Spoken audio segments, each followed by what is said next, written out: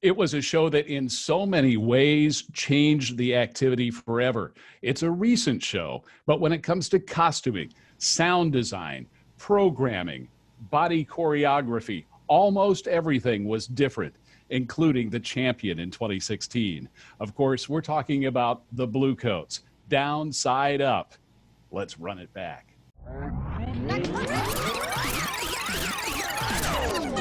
Drum Corps International is proud to present the Bluecoats.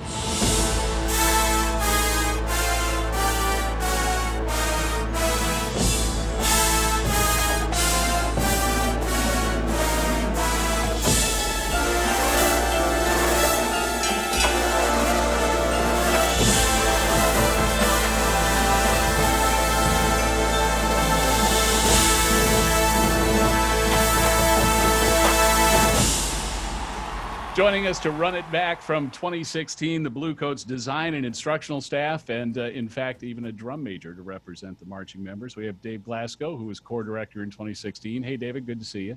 Great to see you. Dean Westman was program coordinator of the 2016 Bluecoats. My friend, it is so good to see you. Hey, Dan. John Vanderkolff, the artistic director and visual designer. John, how you doing? I'm good. Thanks for having me.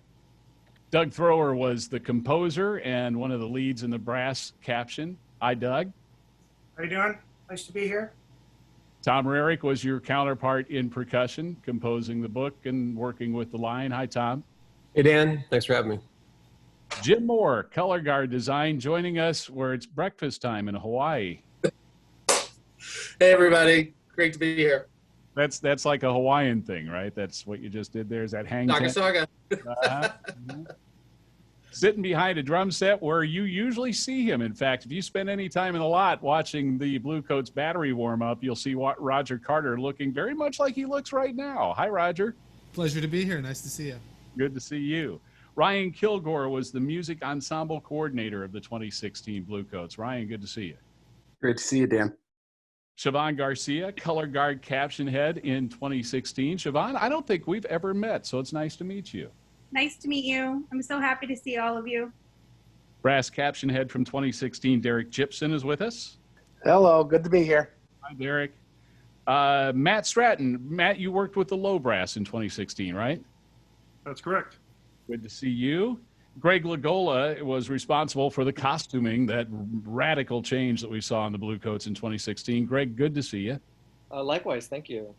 And last but not least, we have the two drum majors from 2016, Sam Crawford and Graham Hopkins. Sam and Graham, good to see both of you. Hey, everybody. Good to see you, Dan. Good to see everybody, and it's good to see you as always, Dan. I have really enjoyed doing these run it back segments, and this is the most contemporary of the group. 2016 is as close to 2020 as we're going to get with this series for now anyway. And I've really been looking forward to talking to all of you about where the ideas behind this show came from. And I guess probably the best place to start, you know what, Dean, every time we've talked about Bluecoats design, you have steered me toward the music first, that you guys in your design meetings find cool music and then design a show around that music. Is that a fair assessment? Yeah, I would say leading into 2016, that was certainly the case. With Tilt was music driven initially. Kinetic Noise, I think, was. But with this, this is one, like, I didn't know where we were going to start with this interview, and I'm like, oh my goodness, can I remember back to 2016 right now in the middle of my life? But I do remember this because I'm going to do a plug for, like, donate to your local PBS. John and I saw a special that was, he was living in Bloomington at the time, so it was on the Bloomington PBS and on the Indy PBS, and it was this group called Motion House, this British dance company that did all of their stuff, like outside, on walls, on big tractors, on playgrounds. It was taking dance outside of the hall. And I remember, like, texting John, like, turn on PBS, and he was watching it too. And this show, I have to say, I think the idea maybe started there as far as getting John's imagination fired up, like, oh, wow, okay, there is dimensionality in things that could happen. So on this one, we weren't hurting for some initial repertoire, but I do remember the Motion House video was something when we got together in New York that we were all really excited about initially. John Vanderkolff, how do you remember it? Yeah, I'm kind of like Dean. I don't remember. It seems like it all runs together like kinetic noise right into this one. You know, I know we had explored so much musically, you know, uncharted territory with kinetic noise. And that led all of us to just be, you know, like eyes wide open going, what else can we do? And so we started looking through music and things like that. And all these possibilities came through. And it kind of ended up lining up with us seeing that PBS special. I knew we were looking for something, some sort of sculptural, architectural kind of thing to use in the field that allowed for a lot of different things out of one idea. You know what I mean? And also to really explore vertical. I felt like that was the next way to go in our evolution for sure.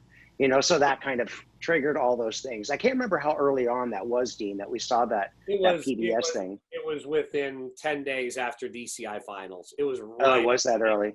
Yeah. After. Yeah. Did the house use any prop or anything approaching a half pipe, approaching the ramps that? Yeah.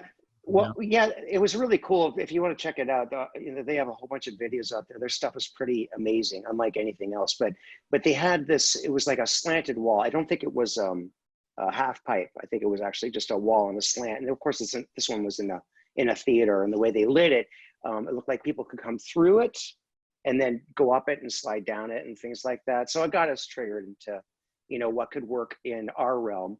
You know, that kind of thing, the half pipe, because we knew we wanted to not only run up it, but also, you know, they got instruments and things like that. So it can't be something on exact 45 because that's too steep. With momentum going up, you can get up to the top. Anyways, like all that kind of stuff. And Dan, just to piggyback and get back to your initial question, I will say I think 2016 was a pivotal year for us coming together as a team where the visual folks, John, Jim, Greg, were so accommodating towards Doug, Tom, me, to let us like, hey, what's music you're excited? That was Tilt. Like, what's music you guys are excited about? And we'll figure it out. And we worked towards that. And that was great. What was neat about Downside Up is there was a shift where I remember sitting in New York and looking at those videos and we were asking ourselves, well, what does that sound like? Like, what would that sound like? So we started coming at it from kind of both angles instead of playing the repertoire and them having to figure out. It was looking at all those different looks and thinking like, what kind of repertoire would, you know, reflect that energy? Doug Thrower, which way are you more comfortable arranging a show or composing a show? Looking at the music first or getting visual ideas and then trying to match some musical ideas to the visual? I don't think I necessarily have a preference. The way this one turned out was I think a lot of the music was stuff that we had kind of had lying around anyway, like stuff we'd wanted to do in the past, maybe with the exception of the ballad and a little trombone feature towards the end. But in my mind, like 2016, I was very much visually kind of motivated. And I remember, I don't know if it was Jim who came up with the half pike or John, but I remember thinking we're going to need to use trombones if we want a sound that's going to match, you know, that slide. Yeah. So that was like just an initial kind of thought that we had, or an early thought that we had. But to answer your question directly, I don't really have a preference. I mean, 2016 was a great example of, you know, writing the music to match visual ideas, and I think it came off rather well. And Tom Rarick putting together a percussion book that tried to portray Downside Up, tried to portray vertical visual presentation as well as horizontal. I mean, how much thought did you give that? Well, I mean, I don't know if we ever really approached it just like purely at least from the beginning, like purely percussively. It was always a discussion, I think, and for a number of years it had been about like how we could change what the core looked like. And it was pretty apparent we were going to change that as far as the costuming and that kind of thing. So I think going along with that was, I'm pretty sure it was John or somebody at one of our first meetings saying like, what would look like as drastically different as we're going to sound? Or I said that wrong probably, but what would sound as drastically different as we're going to look, I guess. And I think that's where like the clapping and like non-traditional instrument kind of thing, how we start was really important in that first impression. So I think that the clapping and kind of the ethnicity and that kind of thing and the music kind of maybe not an obvious parallel to what we looked like or a half pipe on the field, but it was, I think, in an effort to really set the scene from the very beginning. This is going to sound different. It's going to look different. And I think everything from, everything musically was driven by that, I think, in a lot of ways.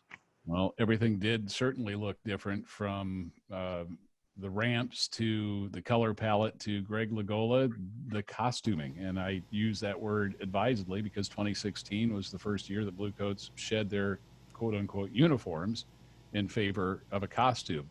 Can you talk a little bit about the white and the yellow and the costume design? So I think we had talked about the idea of coming out of the traditional uniform for a while before that.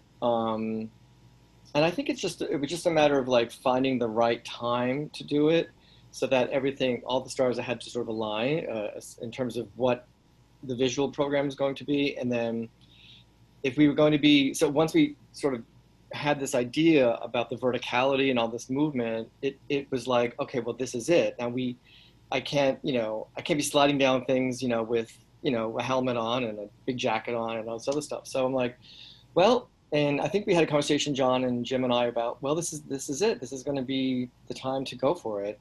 So it was just a question of like, trying to figure out like, okay, so they have to move and they have to be really dancers more than anything. So that was the motivation behind it. But I tried to somewhat keep it more, there was, there's the issue of like, I'm never going to put a drum corps in a unitard. Like that's not going to happen because it just doesn't feel right to me because they aren't all dancers, although we train them quite well to try to, to pull that off. But so we did I kept it to a pant, like a dance, pant, so that, they could feel comfortable and look really good and sharp. And then the top, of course, was just really the same kind of top that the color guard would wear. So it was a hybrid between what the color guard would look like and what the drum corps would maybe typically look like. And I kind of try to bring those two worlds together. And that was it. It was like, well, okay, so we might shock some people, but we have to do this. There's no alternative. And thankfully, I'm supported by amazing people from Dave on down, and everyone kind of, I think I did say this to John or maybe to the group at one point. I said, listen, guys, if we do this and there's comments, I'm not going to be in the room when the comments happen, so I won't be there. So just so you know, like if we get negative comments about this, we all have to be behind this and believe it, and everyone did, and it was amazing. So so there was that. And then I think the color thing, I can't remember. I think because I don't remember which came first. I think maybe the red of the ramps came first, and then we just decided that I wanted white for sure to make sure that they really stood off, stood out on the field. And then it just came down to the color palette, the basic red, blue, yellow color palette. Nice and primary colors, and then we just did it. So I was nervous. I have to say, a side note, I wasn't there for the first time we did it in the dress rehearsal. Jim can talk about that actually because he was there, and Dave. But I was really quite nervous. I was like, okay, please work, please be good, and so. The costuming was necessary in the way it was designed because of the athletic things they were doing and interacting with the ramps. Did you have any sense, Greg, at the time that it was also going to be groundbreaking, it's easy to say, but game changing maybe for the activity? Because as you look back now over the years that have intervened since 2016, a whole lot of people have followed that lead. Did you get a sense then that it was going to happen like that? Honestly, no, I didn't. I wasn't really thinking of it that way. I was just so concentrated and focused on what we were trying to do to make it the best thing that it could be and make sure that it works for us, for what we were doing, excuse me, with the program. And I wanted it to be, unique to us and, yeah, I knew, I guess, in the back of my mind that it might change things, you know, but only if it worked. So I was like, okay, if this works, there might be some ramifications. But, you know, I really wasn't thinking about that too much. It was just, I was so, when I'm working on a project, I'm just so focused on what it needs to be for that time, you know, for that moment and in the context of the program. I'm not really thinking big picture so much, you know. I just wanted to be as perfect as I can get it for what we're trying to design into. So yeah. You know, Dan, if I could say one thing that I think speaks to Dave and the organization, so many people on this call, tradition is an amazing thing. And so many people on this call, what we come from, look at it, we have people who come from the Cavaliers, the Cadets, the Vanguard. You know, we have people that come from corps with great traditions. I think one of the reasons that 2016 Greg was able to take this, and it was a leap of faith. We don't think about it like that now because most people do look like that now. But in 2016, to be the first one through, Dave says it all the time. This is either going to change the game or it's not going to work at all. But being part of an organization that the tradition I've always felt with them, from them, is it's not about a costume or a drill move or anything. Their expectation out of us is to be as cool and push as much as we can and give the kids a great experience. So we weren't bound by any, oh, the Bluecoats can't do that. I don't want to speak for John or Greg or anybody, but we felt, I think all of us at the different times that we came to the Corps felt like organizationally, this is a place that will allow us to chameleon and try to be anything we want to be. And so I got to give props to just Dave and the culture of the organization. You know, and we'll get there. I want to go to Jim and Shavon first, because you're right, Dean, and I've heard you say this many times, and you're not the only one who pointed up to the administration and said they're giving us the tools, they're giving us the rope, we just have to do well.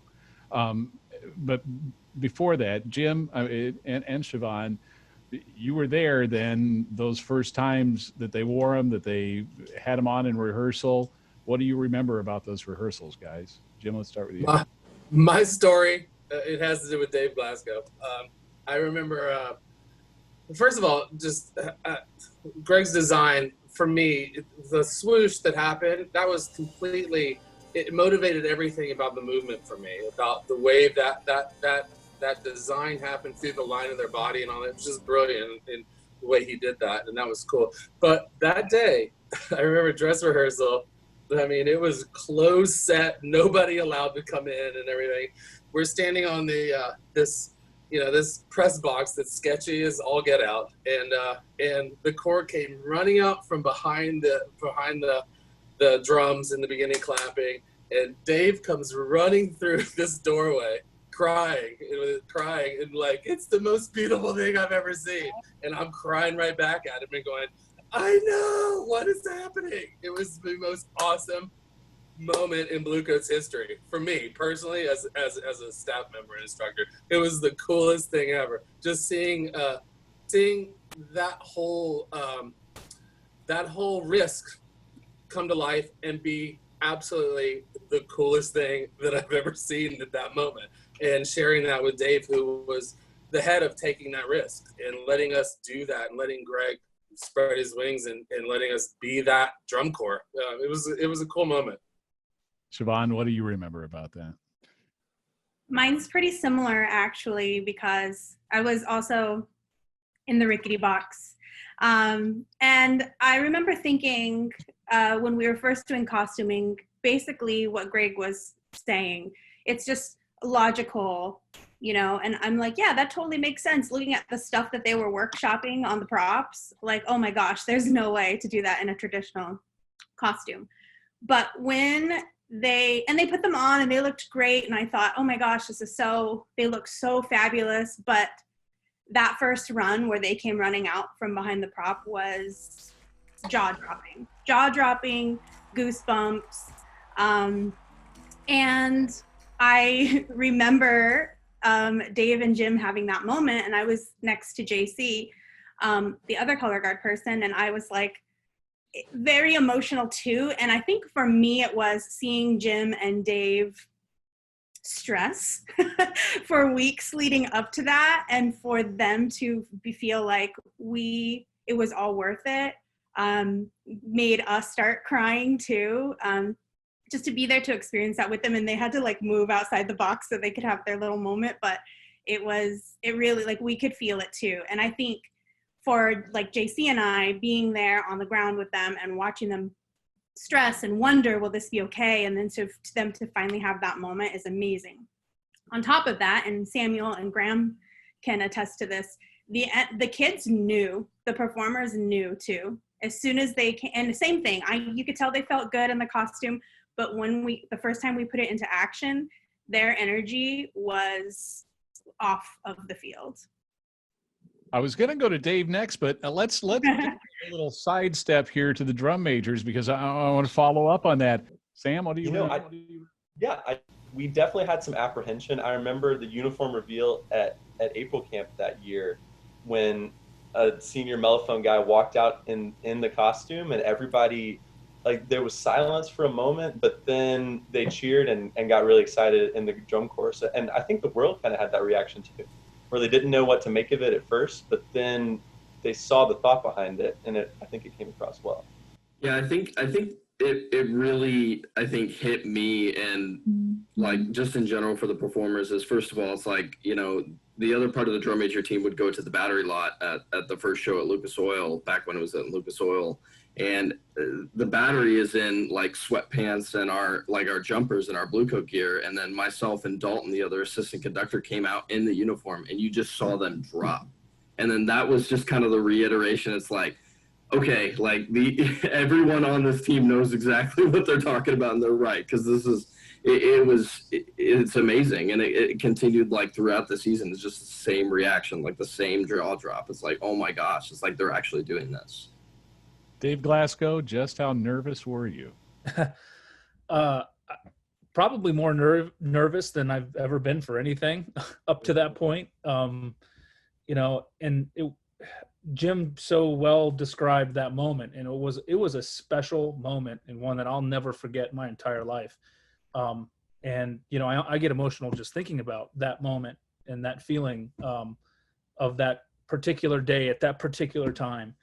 But, you know, for me, I was nervous about a number of the elements that we were looking at, you know, and so I kind of had a similar moment to that with almost every one of these big ideas that we were pursuing, you know, be it the props, the electronics, and obviously the costume. And so every time I got a chance to, you know, when you get to spring training and things finally all start to come together and you start to see it and start to take shape, I kind of had one of those moments of relief along the way.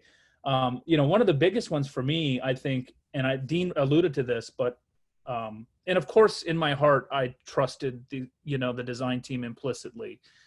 You know, there was no question that we had every single individual on that team was 100% the right person, and they were going to do everything in their power to make sure that they did right by the Bluecoats. I trusted them just as much as, you know, you can possibly imagine. But there's still some natural apprehension, I think, no matter what. But the biggest one for me really was the props. And I remember after the April camp, you know, the first time we had all the props in the field house in Massillon here in Ohio, in Canton area, I thought to myself, what have we done? Because, you know, it was like one of those moments where you've probably all seen that GIF of, you know, to be politically correct, the heavyset kid running up the skateboard ramp, falling and then sliding down. We had a lot of that at the April camp.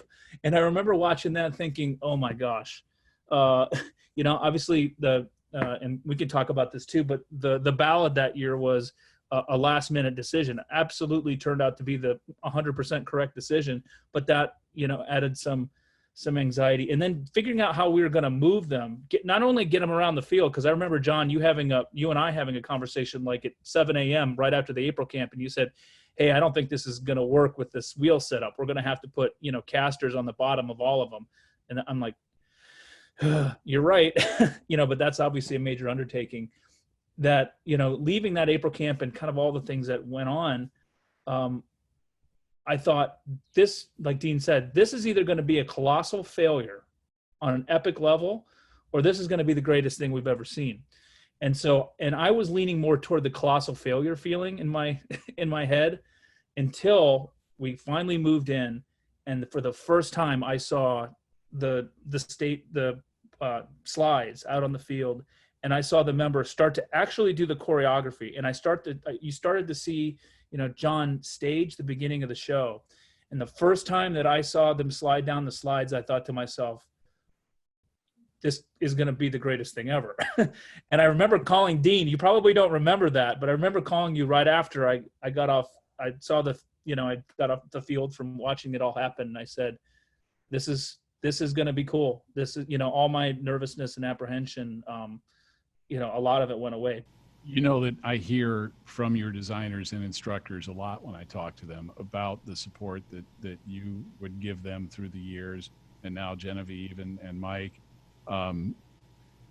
Is that baked into the culture at Bluecoats, that you hire good designers and instructors and let them do their thing and just try to get out of their way and give them what they need?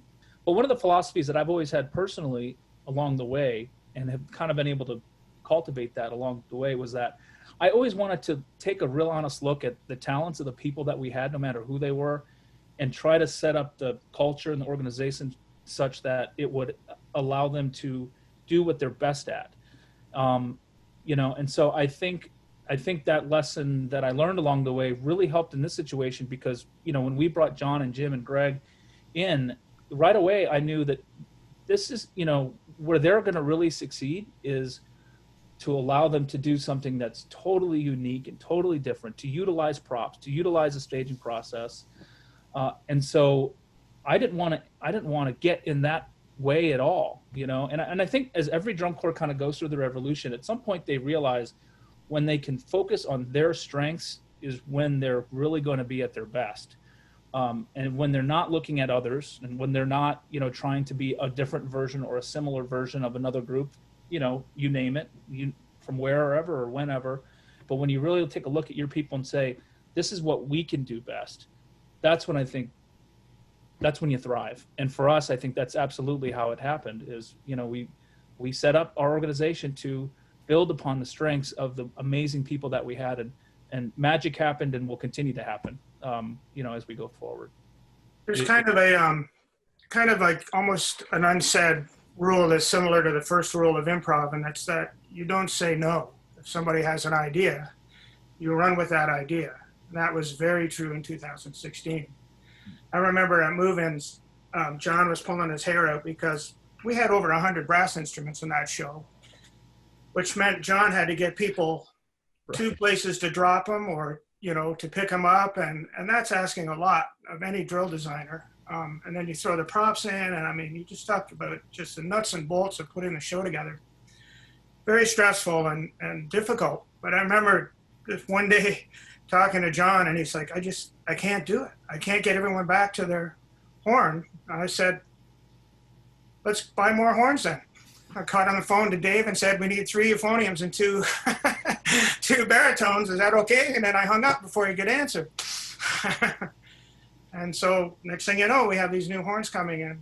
And I think that speaks to just the attitude and the philosophy of it, like, you know, really running with an idea. Do you remember that, John? Yeah, I totally do. I especially remember it now. You know, it just makes me think of the bigger thing about with Dave and the Bluecoats is, like, since my time here, Dave has never said no. Never said no. And it doesn't mean we get to do everything we want, but it means it's always open to try. You know what I mean? And that's just been the coolest, absolute coolest thing, you know, is just to live in that environment. And I know he busts his butt to make sure all our crazy stuff could happen. And I know he's super nervous, but, you know, I think as time went on, you know, the trust became more. I certainly, truly trust them for sure. It's one thing to design all this crazy stuff, but then somebody's got to teach it and clean it. And Shavon, Ryan, Roger, Matt, Derek, that fell on you guys musically and visually to clean that. Ryan, when you started to realize what the concept was and what your performers were going to be asked to do, what did you think of Downside Up? Well, I always watch the first drill file that comes out, and I remember thinking when I saw 2014 Tilt at the beginning, I was like, man, I hope this is pre-show. And then I saw the opening drill file of 15, and I thought again, man, I hope this is pre-show. And that time it wasn't. And 16, I looked at the opening sets and saw the instruments just coming in all places on the field, and I said, oh no, this can't be pre-show. This is definitely going to be in the show. So it was incredibly difficult to figure out. I learned a lot about how this works, how you play together. Samuel and I went through many long conversations about why things happen, and it was a very educational experience. So thanks, John, for teaching me how things work. What were those conversations like, Samuel? You know, one that I remember is, so we had, in the opening part of the show, we had kind of 3 vignettes, right? 3 zones where the ramps were happening. People were playing on them. And the one to my right, when it came in, was, I just could never get it to come in time the whole season. And then on finals day, Ryan and I were talking, and I realized, and we kind of realized together, it shouldn't sound in time to me because the sound is not coming to me, it's going to the audience before it gets to me. So we just had a lot of that dialogue. And as a 19-year-old, it was really awesome just to learn from Ryan and to learn from his experience. And yeah, I think I learned a lot about the way sound travels and physics that summer, and it was really great.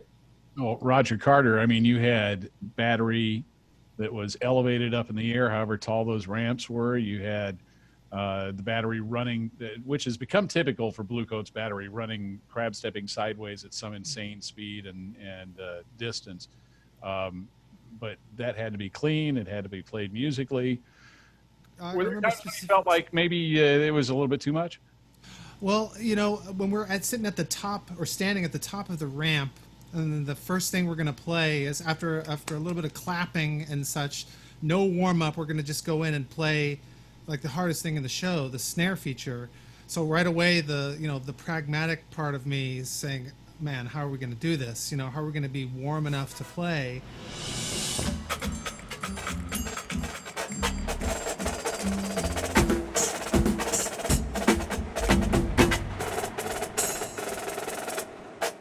It turned out, luckily, that the physical act of clapping for that long actually did sort of get their hands warm. So having not played an on-the-field warm-up or anything like that, it sort of serendipity worked out that way. But then after that, it's like, okay, wait a minute. They're wearing these snare drums and they're going to slide down these ramps. And that was terrifying to me from a caption head perspective, thinking that how are we going to keep the drum on the body and be able to get down these ramps without having to, you know, unhook and hand them back down the same way we handed them up. But, you know, it's a testament to those members. They were able to, I mean, just standing at the top of that ramp, having a snare drum on your body and looking, I have to slide down this thing. It's like 8 feet in the air or maybe even higher.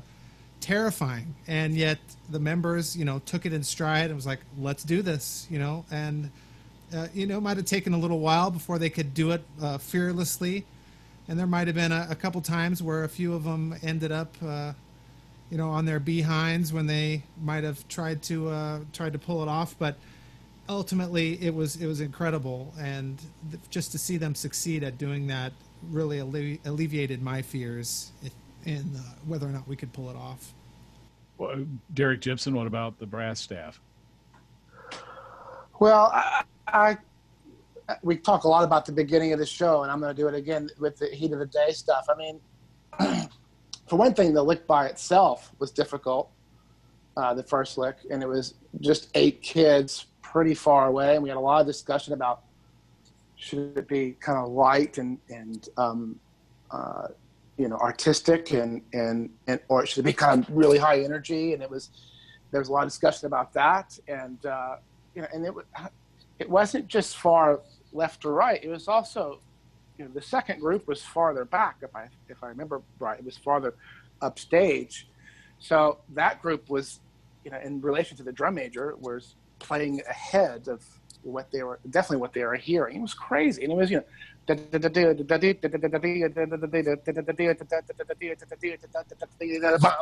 it was like there was no gray area in that at all. I don't know how we did it, if I'm completely honest. Shavon, what were the challenges that you saw at the beginning of the season with the package that was handed to you, and from a color guard perspective, what did you see as, oh man, I don't know if we can do this?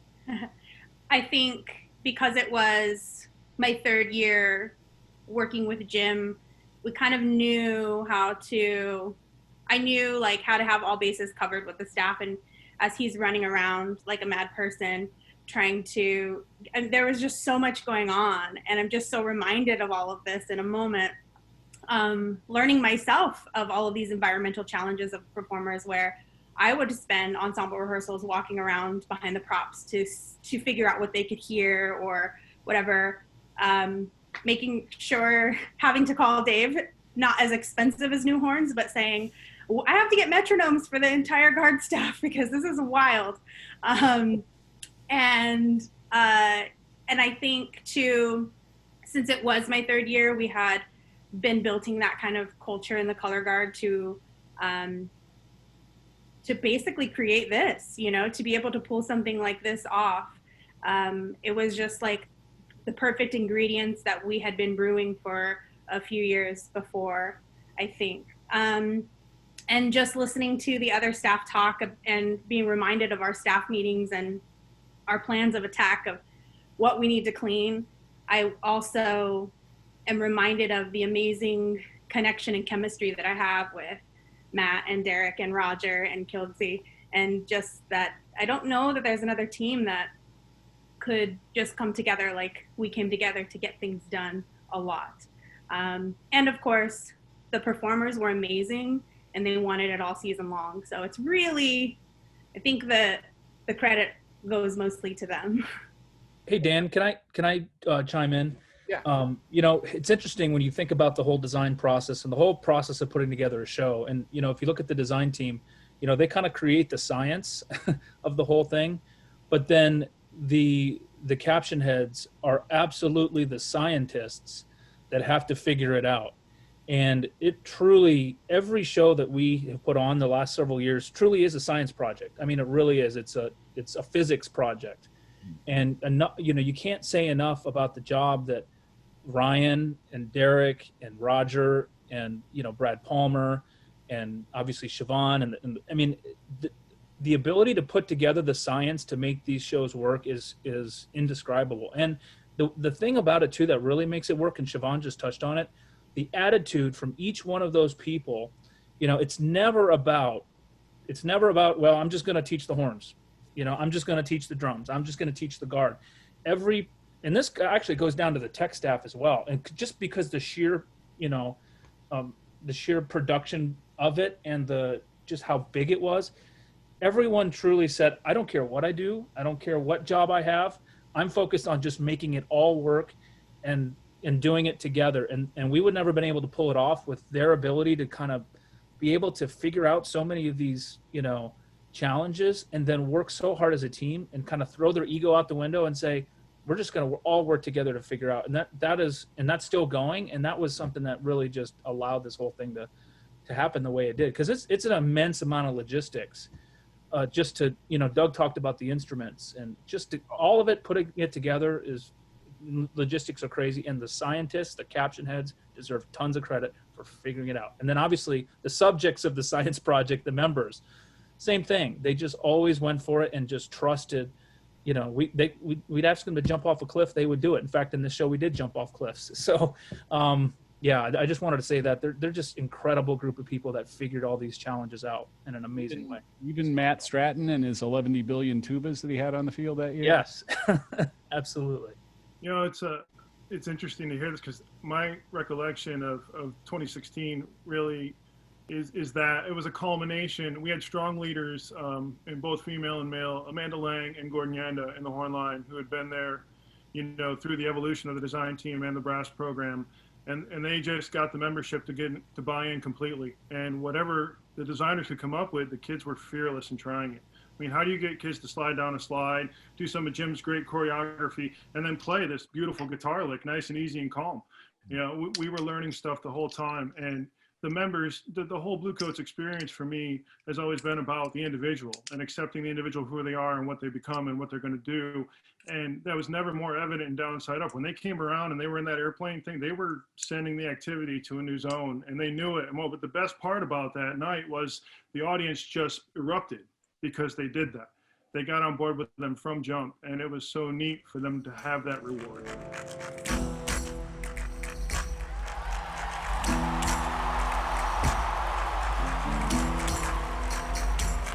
It's one of the most exciting opening night experiences I have ever had in my life. Like my biggest fear, Jim and I talked about this right after, is like, we got to make sure the kids get that, sure that this was just like the first thing, not the last thing. Like, it felt so epic in its reveal because we were so uber secretive about everything that when it was out there and our phones were blowing up, I just remember Jim and I like, okay, it's not show 10. That was show 1. We still have an entire season to go. We were talking about how we needed to calm the kids down, and we just needed to calm us down. And Dean, let's stick with you for just a minute, because I really wish, and we'll open it, Doug and Tom, if you want to chime in on this as well. I wish that Vince Oliver and Aaron Beck could be with us, because all of the things we've talked about combined to make that show what it is. But the element we haven't touched on yet is the sound design, and it was as critical as anything that we've already talked about, right, Dean? Yeah, and I would like Tom and Doug to speak to that, because for me, well, what I love about Vince, and Vince is, Shavon's here. There's a bunch of us that go back so many years. I've known Vince since he was a teenager. And what I love about Vince is he's a musician first. I always felt, same with Matt, like to say, oh, it's a disc designer at electronics or whatever. There was such a compositional background. So I always appreciated that. And then Aaron is like the MVP that nobody talks about in our organization. Because when you have a guy that comes in with this Cirque du Soleil mojo and has that kind of experience, the confidence it gives our writers, and that's what maybe Tom can speak to, as to not just what's, like, Aaron is perfect finding the balance between possible and practical and making them meet. So, or impossible and practical and making them meet. But even like that opening, the clapping, all that, I know Tom and Doug and Aaron and Vince had to collaborate each other nonstop just to work through it. So, Tom, how was the collaboration? Well, I was thinking about this year a little bit earlier too, in preparation for this too, and I was kind of thinking like this was like the year where Vince Oliver had come in, joined us in 2014. It was kind of like the third year, but I felt like it was the year like where Doug and Vince and I were, I don't know, we found like our kind of like groove a little bit, like where I really like different parts of the show we would work on at different times and trading scores, and we really had our hands in each other's captions, so to speak, I think, in a lot of ways. And it was, I think that show more than any other that we put together was really like a composite kind of thing between the three captions. And we reached a kind of a comfort level with each other that way. As Dean mentioned, like Vince being the composer that he is, first of all, or, primarily, in addition to all the great sound design stuff.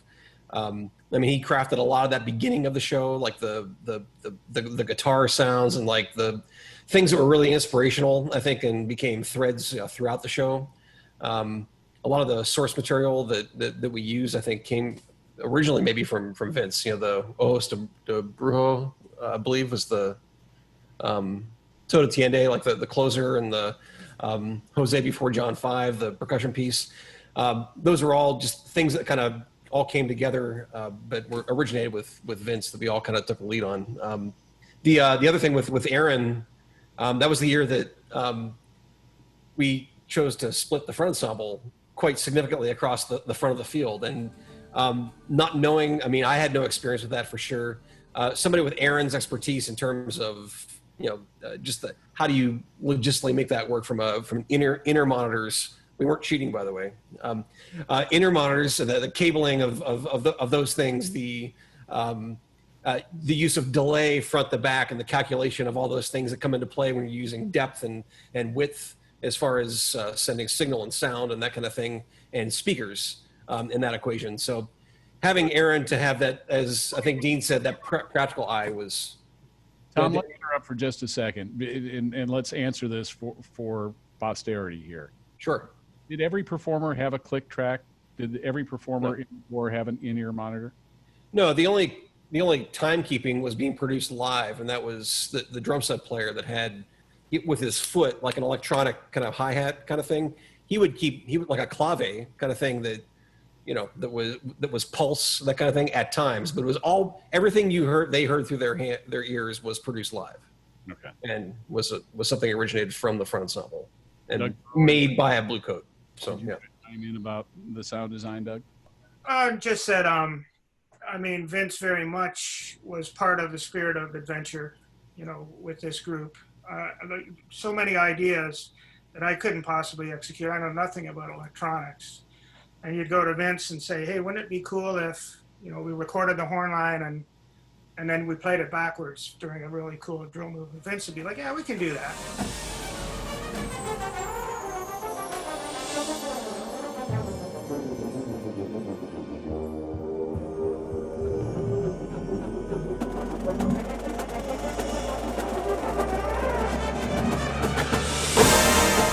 It was the super complex things like that, but it was also things like that ended the show and ended like the second part of the show, just those two guitar jump rong.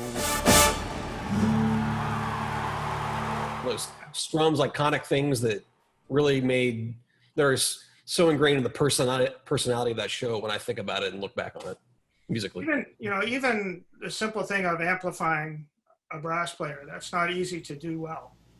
And you have to know what you're doing. And there's another area where Aaron, made the group sound really good. We've all heard it done poorly and how bad it can be and how dishonest it can sound. But, there was, most of the solos were amplified that year in different ways, like either clip-ons or hardwired mics. But, I listen to it now and I just think it sounds fantastic, especially considering you're inside Lucas Oil. So we owe those guys a lot. They were a huge part of the success of not just this show, but a few of the shows. I want to spend some time talking about the ballad here. Whose idea was it to play Great Gig in the Sky, Pink Floyd? John. It was John after John made us dump a piece that he had composed for it. So Yeah. I can't remember what we tried first. But we tried the Sia piece. We had 4 ballads that year. Yeah. Chandelier. Chandelier. Yeah, we looked at that for a hot minute. Chandelier. We looked at read Chandelier. We looked at it for a hot minute while John was running. I never wrote Chandelier, that's for sure.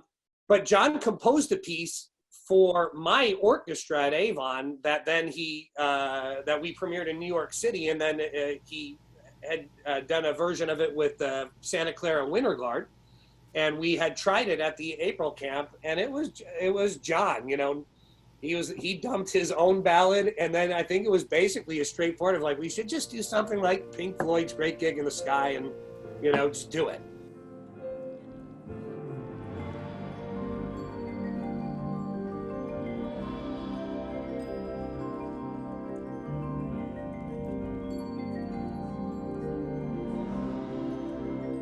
And that was a good move. Well, I remember considering Great Gig at one point in the winter. I think it was Vince that brought it to the table. Yeah. It was like February or March, and I think everybody was like, "Man, we love this tune. We love this tune.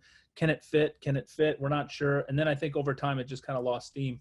But I definitely remember sitting at the bingo hall, 5 minutes from my house here, and John's like, "Yeah, screw it. Let's just play Great Gig."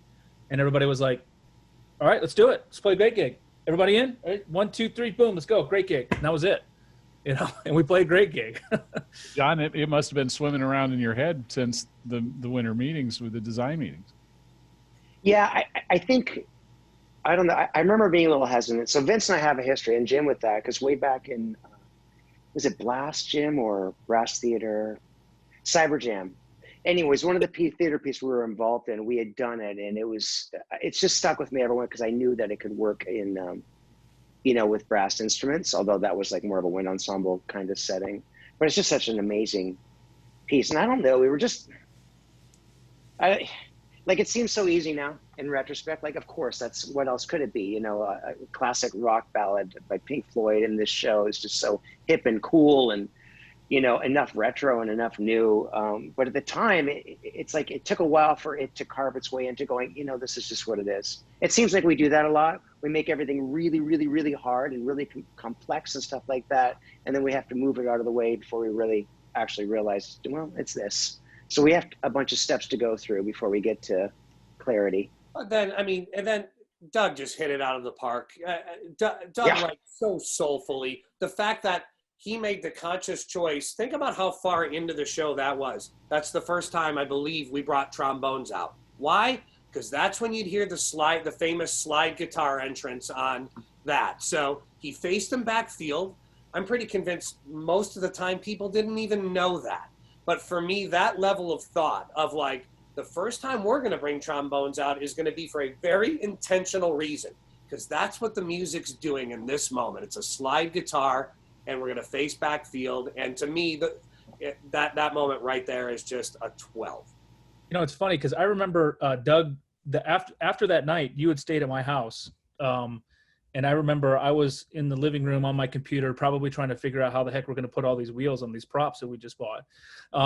And Doug comes out of the shower, and he's like, he was clothed by this point, and he said, "Hey, I think I got Great Gig figured out in my head." I'm like, "Really?" He's like, "Yeah, I think I got it. So I'll see you later. I'm going to go home, go write it," which is not Doug, to just like, I got it. But I just remember him telling me, "Hey, I think I got this all figured out in my head, so I'm good." I'm like, "All right, great." Well, one thing about it was awesome. One thing about John's tune in April was that, first of all, we learned about Ben, because I had no idea that he had flugel chops like that. And in John's piece, there was some, technical passages, like kind of, ornate passages, which, found their way into Great Gig. And then we also learned that we had some pretty decent trombone players and some good low trombone players. So those sounds found their way into Great Gig as well. So, but we literally rolled into spring training with no ballad. The kids learned the ballad. I mean, I don't even think the trombones had arrived, had they, Derek? We had to wait for the trombones to arrive before we could really dig into the ballad. And The first time we read Great Gig was without trombones. Right. And that was probably like day 5 or 6. I can't remember. It was during the first week. Yeah. And Matt might remember it. I think it was like week 2 or something before we did it with the bones. Yeah, I sent you a text because nobody had heard it, and you said, "Yeah, it's cool, slow jam." That's what you said. Yeah. But we didn't have the trombones. We didn't know the effects. We could only see it on the score, but we didn't know until we heard it with the trombone just how authentic it really was. I remember, that's a really favorite memory of that summer was, I think the trombones had just arrived, and we were still rehearsing in Denison back then. And I was walking down a hill with Eric Prince. And there was all these like cow sounds coming from the woods because the kids were just trying out their new horns and stuff. But then before I got down to the bottom of the hill, someone had circled the trombones together and they started doing the slide guitar stuff from Great Gig. And I said to Eric Prince, and I never say this, so I was joking at the time, but I said to Eric Prince, "I think we're going to win." I heard those trombones. It just sounded so cool to me. I didn't believe that at the time, but I was so happy with what I thought was going to become a really great ballad. So, well, and it did, and it has a singular moment in there. We got to talk about the wink. I invited Shane O'Brien to be on this. He unfortunately had a conflict and couldn't join us. But Shane is the trumpet soloist at the end of Great Gig in the Sky. And you know what? Let's stop right here. Somebody mentioned his name earlier. Who played the flugelhorn solo? Ben Gunderson. Okay, because he needs to get some props too. Because dude, I say that all the time. Great. Ben Gunderson, I love Shane. Ben did all the heavy lifting in that show. He had to play so much. Shane screams one wailing high note, links, and he's a golden god. That's right. Ben had like 2 other lead solos, and not just playing the sweet sound. He was up there as well early on with a lot of technique. Oh, yeah. Shane couldn't play that. Shane had a nice double G, and I remember because I remember what Doug wrote was just a solo for one guy that kept going. I was like, we can't do it. I said to Doug, I was like, can we split this up a bunch of ways? And the 2 guys that went back and forth in Great Gig, neither one of them had that sound up there. Shane really couldn't quite get the style of the 2 solos in the back. They had a great high G. So I said, can we just have Shane? And it was like, I don't know if John can do that. And I can remember the first time we did it, Johnny V was freaking out, smoking cigarettes on the rickety box because Shane would go, and it wouldn't come out. And Rick Brown, the trumpet, I call him the lead trumpet whisperer, he went up to him and said something, and he never missed it again. And like a week later, and I'll make it G-rated. I said, Rick, what did you tell Shane? I said, and he just said, Rick just goes, I just went up to him and said, man, just play it. I got a great with another story. word in there, and he never missed it. He went, all right. And yeah, there you go. And as far as the wink, he just did it. Yeah. But yeah, let's worked. set this up because if you don't recall or if you don't know the story, Shane finishes his solo. He smiles, and this is in prelims. This is prelims. This is the one that's in the movie theaters. He looks at the camera and winks. That's the first time. So then the question becomes, is he going to do it again? And semifinals, he didn't. We told him we were all over him. We told him not to. Like we didn't know that wink was coming. I didn't even really realize it necessarily happened in the moment. But I think that was the movie broadcast, right? Because smoke and flames started coming out of my phone about 10 minutes after, and like I have not seen. And we knew it was like kind of this quick 15 minutes of whatever. But I remember pretty quickly we're like, you know what was neat about it is it was honest. It was authentic. It wasn't scripted. Right. And so we were like, dude, don't do that semifinals. And I will say, like, I didn't think we were amazing in semifinals. We had a couple technical difficulties. So I was glad he didn't do it because then it would have seemed the opposite of authentic. And then, of course, in finals, you guys put the sign like on the camera, like baiting them hardcore. Here is what the sign is. Here, and he made you wait for it. And I have a playlist that I have that show on when I'm driving around. And when that comes up, I love hearing the impact, the payoff, just on I'm not watching it, listening, the audience response, but then that swell that happens like 5 seconds later when you know he did the wink.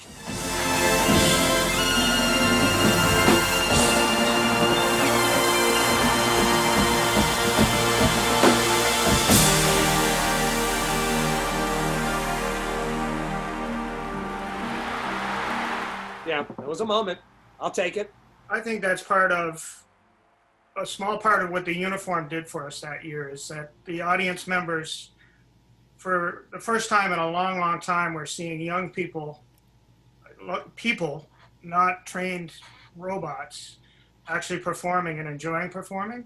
And I think that was part of the success of this show is we connected with the audience because you could see real people getting this stuff done, And I don't think it's the same show if you put a helmet on, and you don't see the faces of the performers.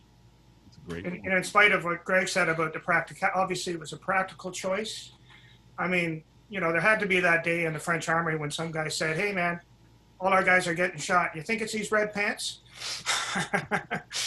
Well, it was the same kind of decision making for the uniform. Like, we cannot move this way with these helmets on. But there was also an artistic side to it in that you saw real people on the field, real young people working hard and having fun. And I think that's really the real reason we connected with the audience that year. Just competitively speaking, you won the tour premiere. You kind of early season went back and forth with Blue Devils, and then you won in Little Rock on July 27th and didn't lose the rest of the season. I mean, at some point, all of you had to say, my God, we really have a shot at this. Dave Glasgow, did that realization come to you in Little Rock? Did it come to you later, sooner? For me, you know, similar to what Doug mentioned, and obviously we talked about the first show.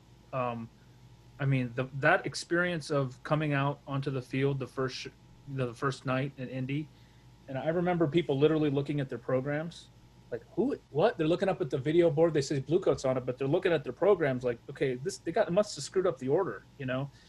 And then the first time that everybody ran out from underneath, you know, from behind the slides, and the whole place just went absolutely crazy, was, you know, I mean, I thought we had something in our hands, but that was probably the first time, like, okay, this could be really, really special. And so I think we, you know, we had a good sense that we had a great shot at it.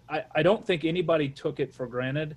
I don't think everybody knew how hard we were going to have to work. Everybody knew that, hey, you know, the competition is good. I mean, there were some really great chords that year, you know, across the board. So we knew that never, ever did we think we had it in the bag. In fact, Dean had alluded to some challenges on semifinals night. I think a lot of us felt like, okay, we might have just lost this based on some, you know, technical difficulties that night. And fortunately that didn't happen. But I think we knew that it wasn't a given. That's for sure. So. Sam Crawford, yeah, I see you nodding a lot. First of all, is there anything you wanted to say about Shane O'Brien and the Wink? Oh, yeah. You know, I think a lot of people in the Corps didn't really know what happened. Yeah, that applause had to come out of nowhere on prelims night, right? If nobody knew he was going to do that, it's like, what was that? Right, exactly. And I think, I mean, I don't know that I really knew what happened until we're back on the bus after that. And then I do remember Dean saying that to him, like, hey, don't do it semifinals night because it won't be real, you know? But I think it fit pretty well finals night. But yeah, honestly, I think it was a bigger deal to the outside world than it was to us in the Corps at the time because we were just focused on the show. I don't know how to summarize this show other than it was a game changer in so many different ways. And it's one of those where I love to show drum corps to people who've never seen it before. And I told Phantom Regiment 2008 that Spartacus is the one I probably go to first. And then I say, okay, do you like that? You want to see where the activity is today? And then I pull out 2016 Bluecoats and I show them that because it is where the activity is today.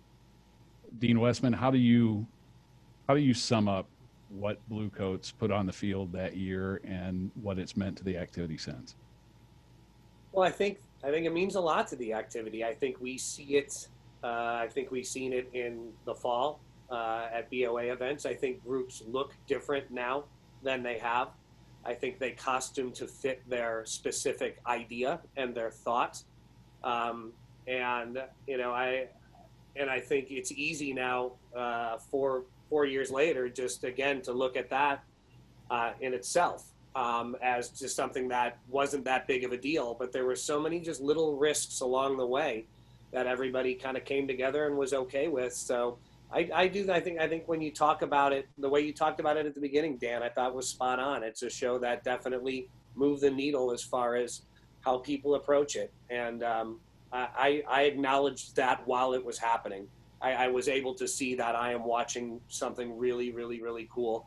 At spring training, John used to come up to me a lot and go, I think we might have just broke drum corps. And then he would walk away. And I got totally the humor and spirit that he meant that in.